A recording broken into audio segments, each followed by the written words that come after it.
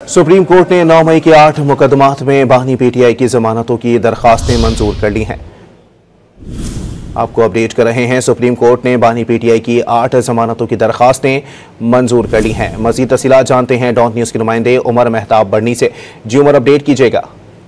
जी बिल्कुल, supreme court of Pakistan ने बानी पीटीआई की 9 मई मुकदमात में 8 जमानत की अपीलें जो हैं वो मंजूर कर ली हैं। लाहौर हाई कोर्ट की जानिब से इन 8 जमानत की दरख्वास्तों को खारिज किया गया था, जिसके खिलाफ बानी पीटीआई की जानिब से सुप्रीम कोर्ट में अपीलें जो है वो दायर की गई थी।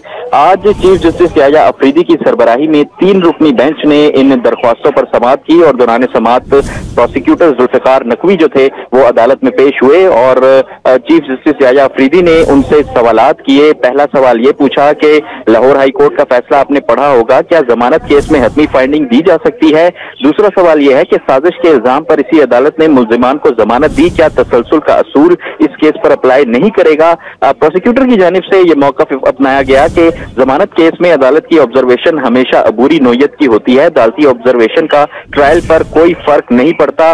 अदालत ने जो है वो आधे घंटे का वक्फा भी किया और जुल्फिकार नकवी जो कि प्रोसिक्यूटर हैं उनको ये मोहलत दी कि वो इस हवाले से मजीद जो फैसले हैं वो भी पढ़ें और उसके हवाले से अदालत को भी आगाह करें। वक्फे के बाद समाअत जो है वो दोबारा शुरू हुई तो जस्टिस शफी सिद्दीकी ने ये रिमार्क्स दिए कि एजाज चौधरी पर इल्जामात मौके पर मौजूदगी और साजिश के थे। क्या एजाज चौधरी 9 मई को मौके पर मौजूद थे, जिस पर प्रोसिक्यूटर जुल्फिकार नकवी की जानिब से मौक़िफ़ इख्तियार किया गया कि एजाज चौधरी की मौके पर मौजूदगी के हवाले से वाज़ेह जवाब नहीं दे सकता।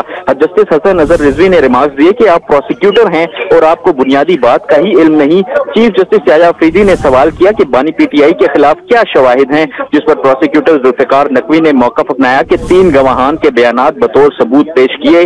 बानी पीटीआई का तमाम मुकदमात में मरकजी किरदार है, मेरिट पर जाएंगे। चीफ जस्टिस की जानिब से कहा गया कि मेरिट पर जाएंगे तो फिर सलमान सफदर भी बात करेंगे। सुप्रीम कोर्ट ने मेरिट पर ऑब्जर्वेशन दी तो ट्रायल मुतासिर होगा। मेरा काम आपको मुतनब्बे करना था, बाकी जैसे आप बेहतर समझें। चीफ जस्टिस याह्या अफरीदी ने मजीद कहा कि मुल्जिम के खिलाफ आपके पास ज़बानी और इलेक्ट्रॉनिक शवाहिद के अलावा क्या है। जस्टिस शफी सिद्दीकी ने रिमार्क्स दिए कि मुल्जिम के खिलाफ FIR किस तारीख की है, जिस पर प्रोसिक्यूटर ने कहा कि 10 में से 3 मुकदमात में मुल्जिम नामजद है। मुल्जिम के खिलाफ FIR 9 मई को दर्ज हुई।